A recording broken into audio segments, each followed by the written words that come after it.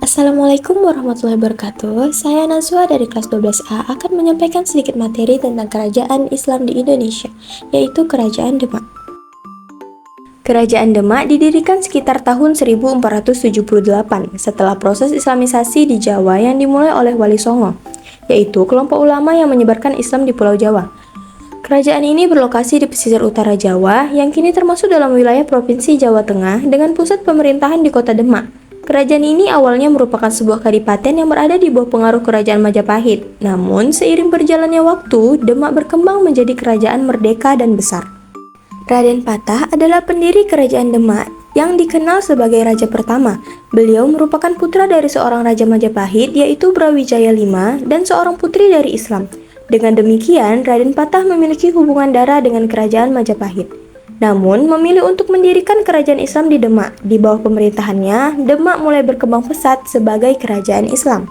Sultan Trenggono adalah raja kedua Demak yang dikenal karena keberhasilan militernya dan kemajuan kerajaan Demak di bawah pemerintahannya. Ia berhasil memperluas wilayah Demak, termasuk menguasai wilayah-wilayah pesisir Jawa lainnya. Selama masa pemerintahannya, Demak mencapai puncak kejayaannya. Terdapat konflik dan perang di dalam kerajaan Demak. Salah satunya adalah konflik internal dan konflik eksternal. Konflik internal setelah kematian Sultan Trenggono terjadi perebutan kekuasaan antara putra-putra raja yang mengarah pada disintegrasi kerajaan. Salah satu yang paling terkenal adalah konflik antara putra Sultan Trenggono, yaitu Sultan Hadirin dan Pangeran Sekar, yang memperebutkan tahta. Ketidakstabilan ini melemahkan kekuatan kerajaan. Konflik eksternal, Demak juga terlibat dalam beberapa konflik dengan kerajaan-kerajaan sekitarnya. Salah satunya adalah perang melawan Kerajaan Panjang yang dipimpin oleh Jaka Tingkir. Kerajaan Pajang akhirnya menggantikan Demak sebagai pusat kekuasaan Islam di Jawa setelah keruntuhan Demak. Kemunduran Kerajaan Demak. Kemunduran Demak dimulai setelah kematian Sultan Trenggono pada tahun 1546. Ketidakstabilan politik akibat perebutan kekuasaan dan serangkaian konflik internal melemahkan kerajaan ini. Selain itu, faktor eksternal seperti serangan dari Kerajaan Pajang yang dipimpin oleh Jaka Tingkir juga turut mempercepat keruntuhan Demak. Pada akhirnya, Demak kehilangan kekuasaannya dan kerajaan ini digantikan oleh Kerajaan Pajang. Kerajaan Demak meninggalkan sejumlah peninggalan yang penting bagi sejarah dan kebudayaan Indonesia. Antara lain yaitu Masjid Agung Demak.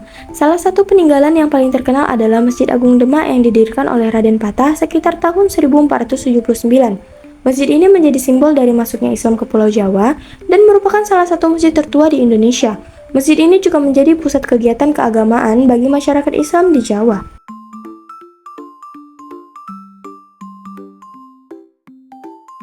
Selain masjid, Kerajaan Demak juga meninggalkan peninggalan seni dan arsitektur Islam yang mempengaruhi perkembangan budaya Jawa, seperti seni ukir, kaligrafi, dan pola-pola arsitektur masjid yang khas.